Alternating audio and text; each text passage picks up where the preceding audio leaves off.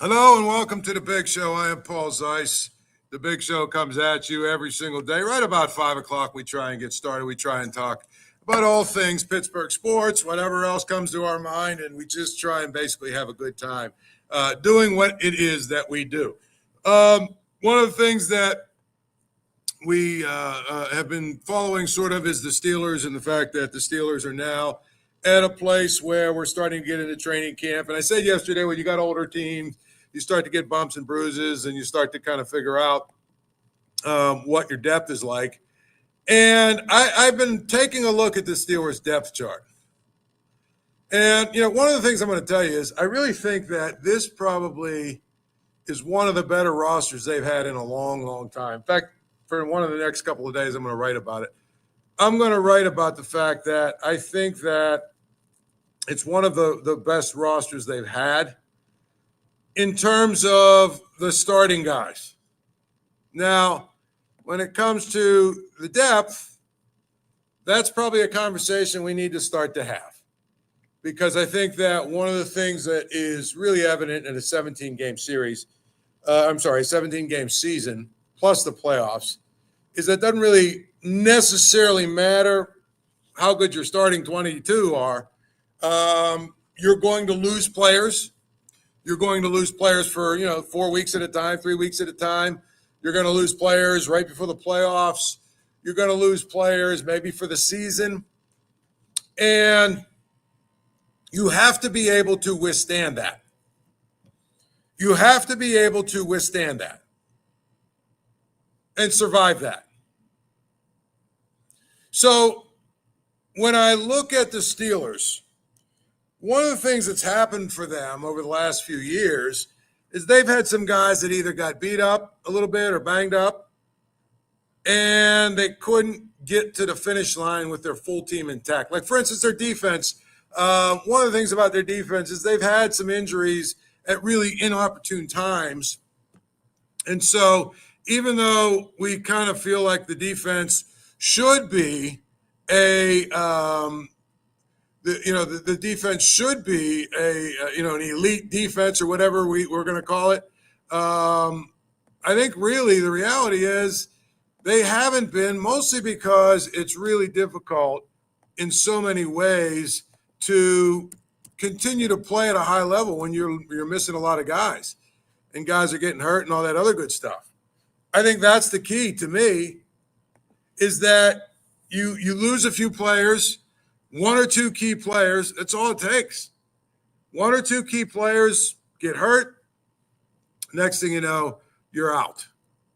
So I really feel like it's an important situation to review and look at and try and figure out what it is that this team can withstand and what they can't withstand.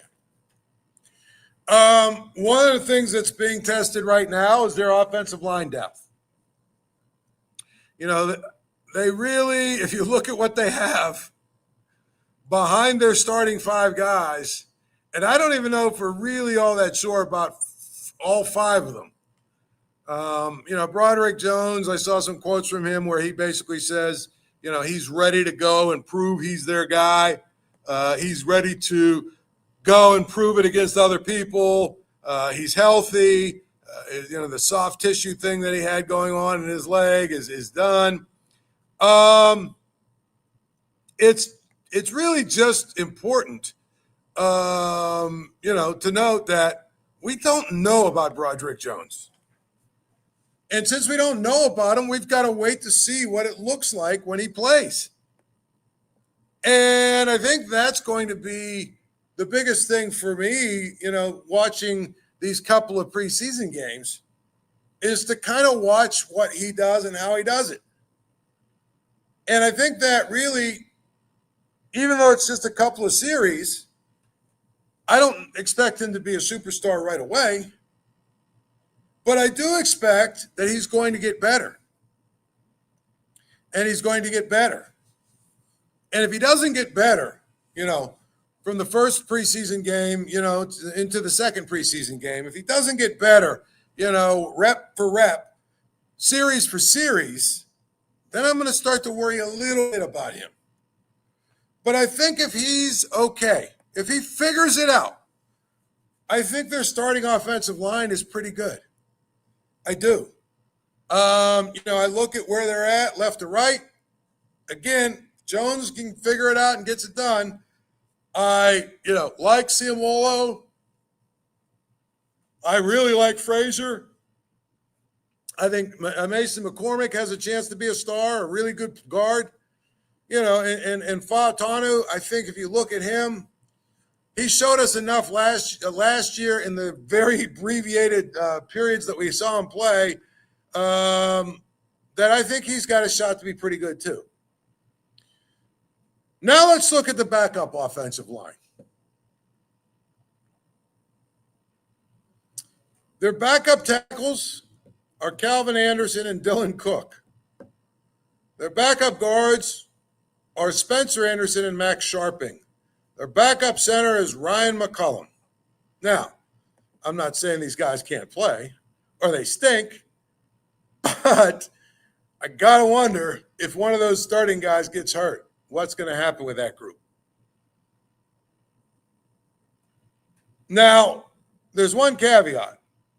I really believe, like I said yesterday, the offensive line is going to be a place where they're going to go and make sure they are able to add after training camp, the cut down day in training camp, when teams are going to waive players and cut players and all that good stuff. Some guys are going to get cut that are better than that list of 5 I just named. There might even be a few guys who were starters that got cut just because there's a cheaper, younger option that was available, and so they decided to, cut them and save some salary cap room. There might be some players that actually get cut who can help the Steelers. So I think that's an incomplete when it comes to that, but I can't really see you getting all that excited, to be honest, about the Steelers' depth at the offensive line position right now. Really, to be honest, there's really one receiver you can't afford to lose, and that's DK Metcalf. I think all the other guys are relatively interchangeable. I know Calvin Austin's hurt a little bit right now. I'm sure he'll be fine by the time the season comes. But everything will be pretty good, and I think the offense will be fine as long as DK Metcalf is healthy. If he's not healthy, he gets hurt, it probably changes a lot. But he's the one guy you can't lose. Honestly, I have to see Caleb Johnson and Kenneth Gainwell. I need to see what they do when they run the football. Jalen Warren, to me, has got to prove that he can be an every down guy. He's got to prove that he can be a starting running back. So the fact that there's a rookie and a new guy that are with him, I don't know. I'm not sure really where we're at with that. I'm pretty sure if Jalen Warren gets hurt, they can survive that. But I have to see the other guys before I make any sort of assessment. But I'm looking at the backups that they have on this team, and the more I look at them, the less I like them. I saw today Jonnu Smith, walked off with the trainers. I don't know what's going on with him, obviously. But really, if you take him out of the equation, you've got Pat Freiermuth and not much else at tight end. Darnell Washington is a nice novelty act. Connor Heyward is a special teams guy. For the most part, you've got probably not a whole lot behind Jonnu Smith and Pat Freiermuth. You need them both healthy. So on offense, to me, I think we need to look at the offensive line depth and see if they continue to try and build it by adding guys from other teams. The tight end depth, you've got 2 guys I think you can really rely on. There's one receiver that you can't afford to get hurt. And, I keep hearing all this stuff about Mason Rudolph. And I think Mason Rudolph is good enough as a backup. I do. I like him. And I think that if he continues to sign 1 or 2 year deals with the Steelers to be their backup, they're fine. But there's a difference between playing 2 or 3 games and playing 16 or 15 or 12. And the big difference is the more you play, the more a backup probably gets exposed.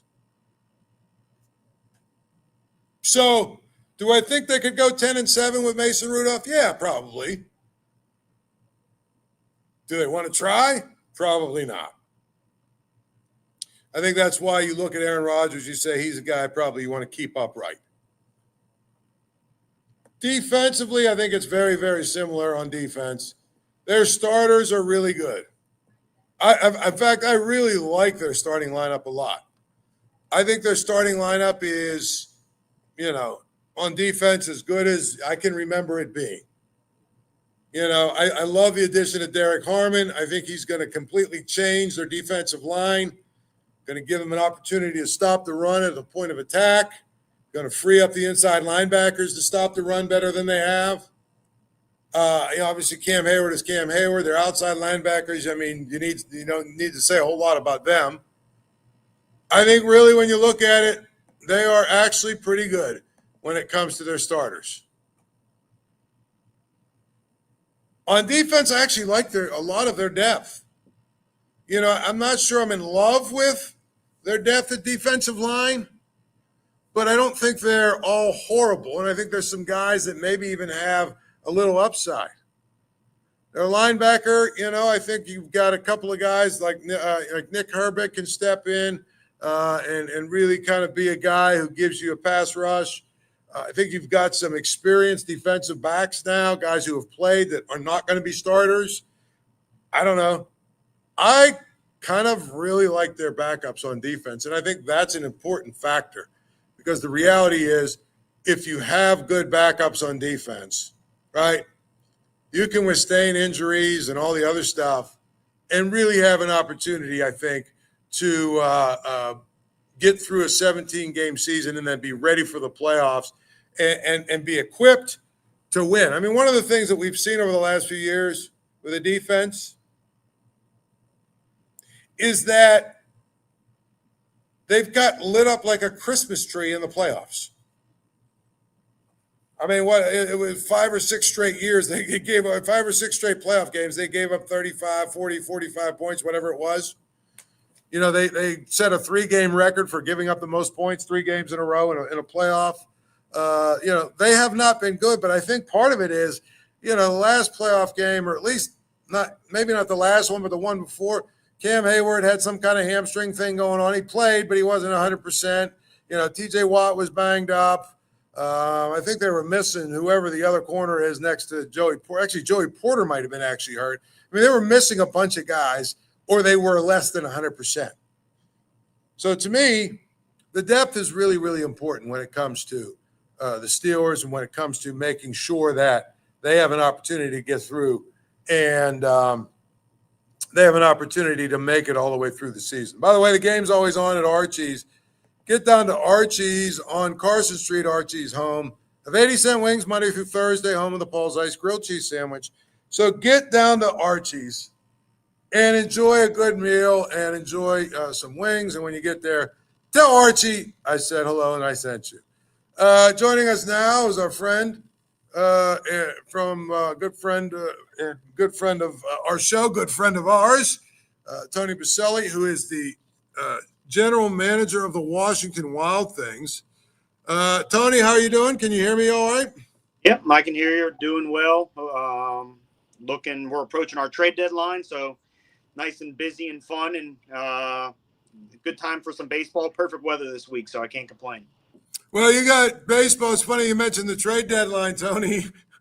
Clearly, last week there were a whole lot of angry people in this part of town that were upset about the trade deadline and that the Pirates didn't seem to have a plan, and they were either trying to rebuild or trying to get better for this year. Nobody could really tell. You're a general manager. Your approach to a trade deadline, does it matter to you where your team is in the standings? Does it matter to you what you're looking for? I mean, your team is kind of almost year to year in some ways anyway, but what's your approach to trade deadlines in general and then this trade deadline? Yeah, I mean, for us, we're always a year-to-year product. So every year we kind of take it upon ourselves to load up and be pretty aggressive. So we can relate with a lot of the teams on the inside looking out, trying to look at some teams that are already eliminated, short-term, long-term things, a lot of rentals on our end just for kind of loading up down the stretch. So that's kind of been our approach. I mean, we're fortunate to be kind of in that position on an annual basis where we're looking to load up and make a good push down the stretch.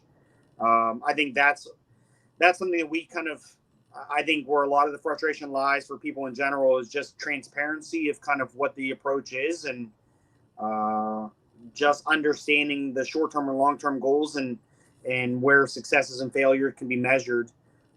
So fortunately, yeah, we haven't been in a position where we're selling off a lot of assets down the stretch, but I understand where people's frustrations lie, just of being in a spot where you're selling off pieces at all times. And definitely, I know some people after the fact were saying, "Hey, why aren't these guys on 1-year deals? Why are they still on roster?" I mean, those are some of the head scratchers that continue on when it's different than the NFL, where you're not getting a lot of the comp picks to help you down the stretch. So interested in the path moving forward. There's going to be questions that have to be answered, and jobs are going to be weighed at the end of the day of kind of the moves they made, and people need to be held accountable. So, Well, that's what I was going to ask you. You know, in Major League Baseball, when they make trades, you know, they're loading up, like you said. It's one of those things where I look at that and I say, well, they have minor leagues. You know, they basically can trade, minor league players. They can trade prospects. They can trade, whatever. Low single A guys that aren't going to hurt their team really. You don't have that, so you have to make baseball trades, right? yeah, we do the old school trades. A lot of our stuff now are what a lot of people deal with, player to be named later, and it's an agreed upon person at the end of the year. And yeah, we don't have international slot money to trade. We don't have minor league prospects that are just, hey, these guys are an asset, let's move them. We're moving proven pieces or guys that help other clubs down the road moving forward. So the old school baseball trades are really fun, really cool to kind of have those discussions of guys you're either going to build around, or you feel like, hey, we have this guy already on roster and we think next year he can take a bigger step. So I think those are I think what a lot of the purists enjoy. Those are things that are kind of lost. The old school hockey trades, the Chris Kunitz deals and stuff like that you can look back on, that, or the Hornquist for James Neal deals years ago. The prospects and the draft picks, they're also muddy. They're also formulated in terms of what they're worth on pieces of paper. But being able to work something out where you can keep your core intact and add additional is, I think that's kind of the nature of the sport, as kind of what the trade deadline was for at the beginning. Yeah, I mean, I think that's good. So, I mean, you expect yourself to try and be active, and like, do you have sort of in your mind a group of players that you won't trade? Partially, yeah. I mean, we have our core guys. I mean, we're probably not going to subtract a lot here simply because the position we're in and the run we've been on here since post break, really. And being right now we're tied for the division lead. So we have a division title up for grabs after we swept Lake Erie. So we got 3 weeks to kind of finalize the playoff spot, potentially win a division title, get in the spot here for the Final Four out of the West, and kind of see where the chips fall, where they may, of kind of matchups and where the Final Four takes us to potentially make a run. So we'll add a couple pieces here to make an impact. Always, like you were talking about football-wise, you're only as good as your depth. Things happen. Pitch hitter off the bench, a bullpen guy that can be a good matchup situation for you. Things that we try to value down where the meaningful innings matter. So look forward to it. We have a big road trip ahead of us next week. We do a 6-gamer up in Canada. So that would be a nice little test for us. But fortunately, we have 3 out of our next 4 weekends are all at home. So it's a good opportunity for us to make a run. Yeah, and I think that's the key. Now, where are you guys at in the playoff chase?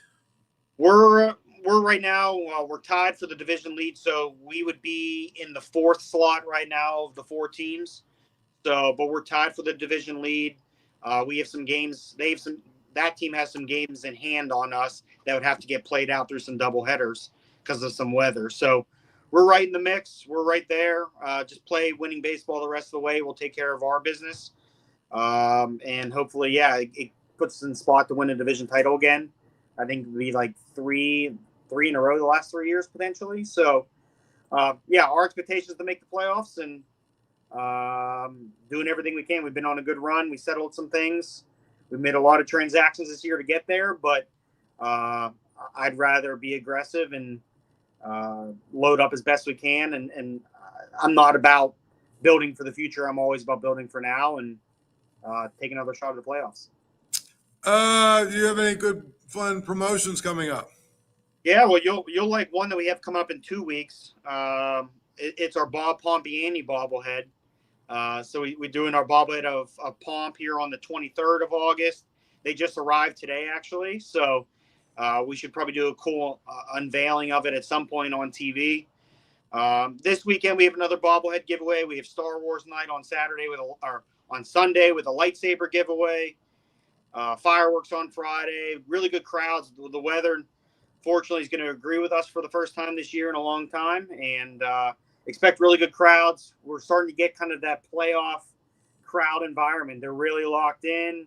We had a really good homestand last week, walk-off home runs and some high pressure games where going against our division foes, where we're able to sweep them in the 3-game set. So a lot of good energy, a lot of good focused baseball right now. The guys are really locked in, and they know what's at stake, and I think the crowd feeds into that, and you kind of have that edge of your seat environment. That's what makes baseball fun this time of year. Well, one of the things I wanted to ask you about, because you do minor league, baseball, and you do the promotions and all that other stuff. They're wildly successful. What are your thoughts on the Savannah Bananas? Baseball people are very divided on them. I'm just wondering about your thoughts. They have their role. I think I've said this before, maybe to you or others. Their starting shortstop played for me. Ryan, he's an Aliquippa grad. He went to Kutztown. He played here for me for 2 or 3 years, and he's now the starting shortstop on the Bananas and the glove magician. He does all between the leg stuff. And Ryan was a good player and was productive here, and it allows guys to continue, I guess, is the best way to go. I mean, I don't agree with, or I don't find it as entertaining as maybe other people do. I want to see strategy in baseball. I want to see the nuances of games. But you can't deny what they're doing and the crowds it draws. I feel bad, I guess, for the game of baseball that it's had to resort to that they've lost the general fan base of the 70s and 80s that what made baseball the number one sport. Partially is that technology, attention spans, the game in general. There's probably a lot of fingers to be pointed across the board, but I personally, I see what their ticket prices go for. I see kind of the chaos that ensues. Good for them on a business model. Good for them. I won't take away talent-wise. You'll never really compare talent. Those guys are there to dance around and to put on a show, but there's a difference between professional baseball and what they do.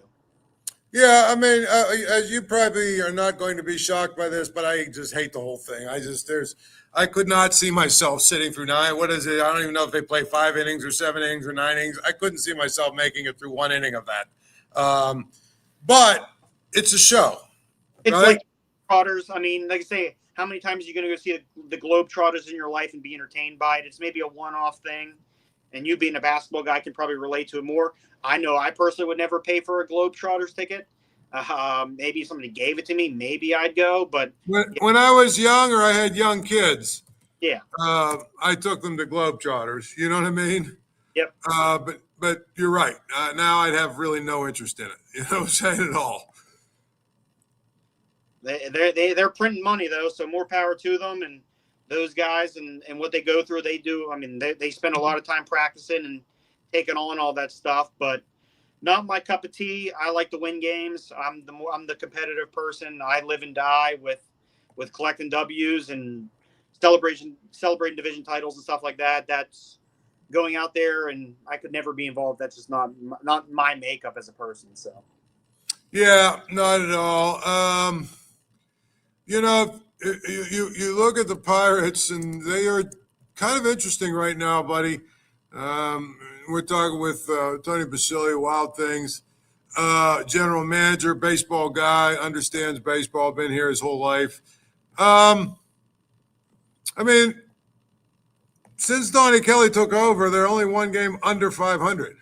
yeah, So, I mean, you kind of have to say, really, to be honest, um, he's at least ignited something, right? I mean, I don't know what it is, but he's at least ignited something for a team that was like 12-30 or something when he took over. yeah. I mean, there's no question to the baseball knowledge, the fire of Donnie. I don't know him directly. Both my parents went to Point Park in the '70s, and obviously familiar with Donnie afterwards and his time in the big leagues, and just what I've heard of him as a player at Point Park and seeing him playing on TV and seeing kind of how his managerial style is. I mean, it's certainly something that it's not fake. You buy into what the way he wants to lead the club. Like anything else, it's going to come down to decisions and higher up organizational thoughts and processes of how they're going to build the team and what they want to do towards making those steps. There are people certainly that want to question the seriousness of efforts and building to 2026. I know it's been pretty vocal. That's their goal, to go out and win in 2026. And media or pundits or whoever want to say, did they really do that at the trade deadline? Are they really going to do that in free agency? Are they going to do that in the offseason? Time's going to continue to tell. I think the stories of the 5-year plans need to stop just for the betterment of baseball fans in the area. There's only so long that 5-year plan can be fed for 10, 12 years now. So whether that's the general manager, whether that's ownership, whether that's scouting departments, player development people, at the end of the day, somebody needs the line needs to stop somewhere. So, but you can't speak to anything negative of what Donnie's added and how he's handled the pitching staff and got some of these guys to play his style and to play up to his standard that he wants to set. So nothing negative, nothing questionable to say from there on his end. And at the end of the day, it's the buck's going to stop somewhere of what they're going to be from 2026 and beyond. If you look at what their pitching staff probably is going to be, do you agree with me? Because I have a plan that I have a theory that if they have the staff we think they're going to have, in other words, if Jared Jones is back healthy and he's doing what he's doing, and Bubba Chandler is who they think he is, and you got Skeens and Mitch Keller, if you're the Pirates, don't you have to go out and add bats, even if it costs some money? Don't you have to do that? Don't you have the obligation to do that? I would say, yeah. I mean, I think Paul Skeens kind of said it himself publicly of the efforts and what they want to see on the winning side of things, and yeah, that's 100% going to be contributed on the bats. Whether that's an offseason trade, I don't know. My pulse of just kind of free agency and bats, they would have to extremely overpay for bats, the bats that people want in this area. So I think they might be better in line of trading some of the pitching prospects for those established bats. People were obviously talking about that at this trade deadline, and it's hard to do that at a trade deadline of, like I discussed, nobody wants to really subtract meaningful pieces, but you might be able to do that in the offseason of a Mitch Keller trade or a Bubba Chandler trade. Do you need a 1 through 5 of 1s and 2s? Sure, that would be great to do if you're the Dodgers and you want to spend the money for those bats that are going to cost you financially. But if you can't do that and you want to trade some of your pitching prospects to kind of have an Andrew Heaney as a 4 or 5, or what they've kind of done over the past couple of years of some reclamation projects, rounding out the rotation. You're more than willing to do that and trade some of your high-end talent for contributing pieces in the bats, 25, 26-year-olds with some control, because you know it's going to cost you, and you might have to pay a Schwarber or an Ian Happ. You might have to pay him $5 or $8 million more than market value just to get him in your organization, just because of getting him over the hump. That's what they're going to have to deal with on a challenge sake.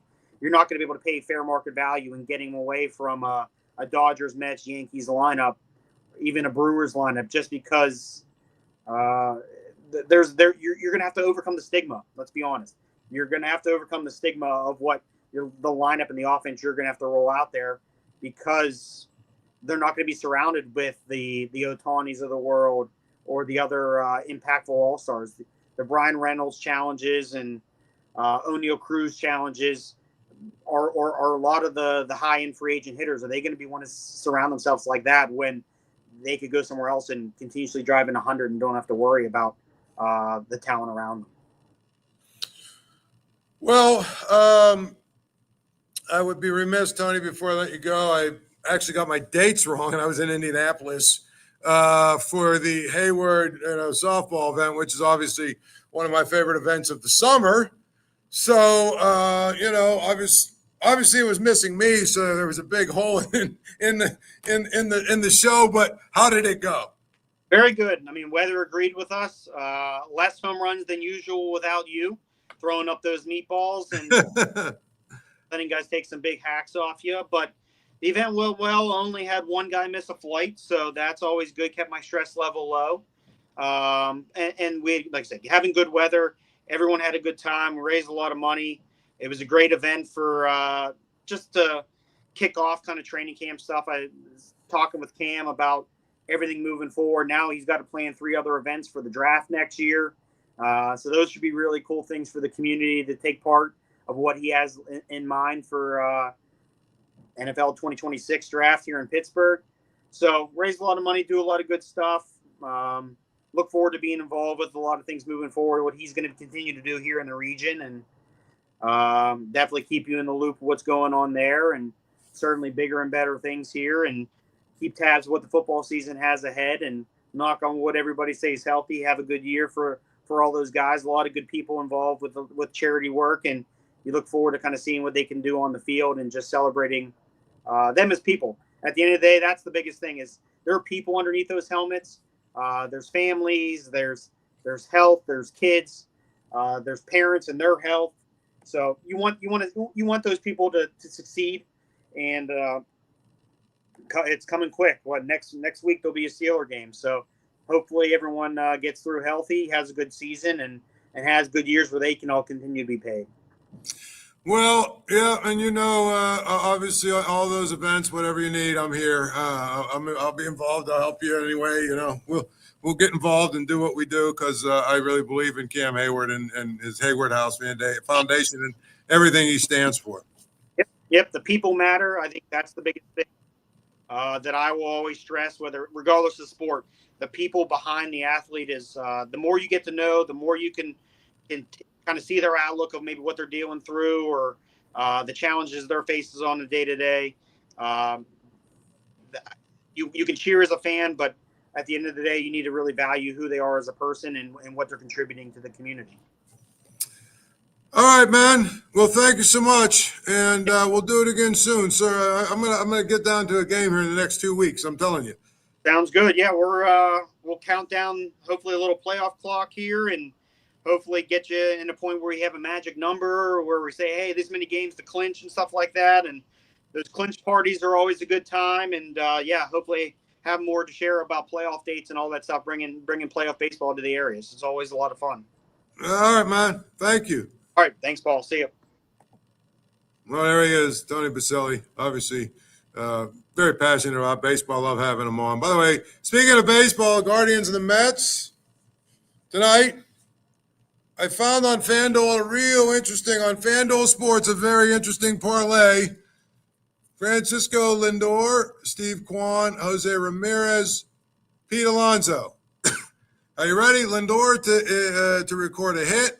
Quan to record a hit. Ramirez and Alonso, 2 total bases each. Pays almost 6-1. So, you know, a $20 wager, you win $100.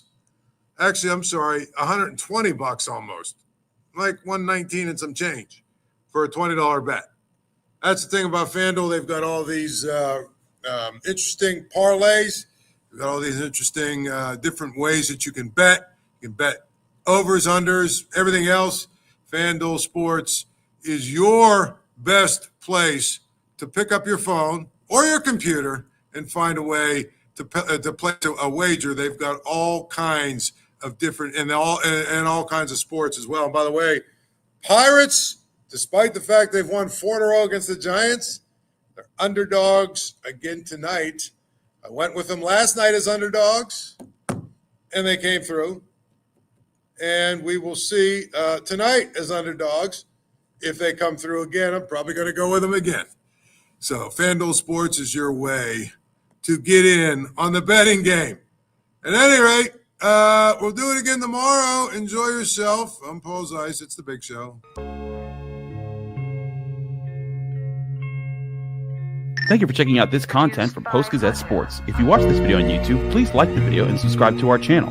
For all of the sports coverage the Post-Gazette has to offer, visit post-gazette.com.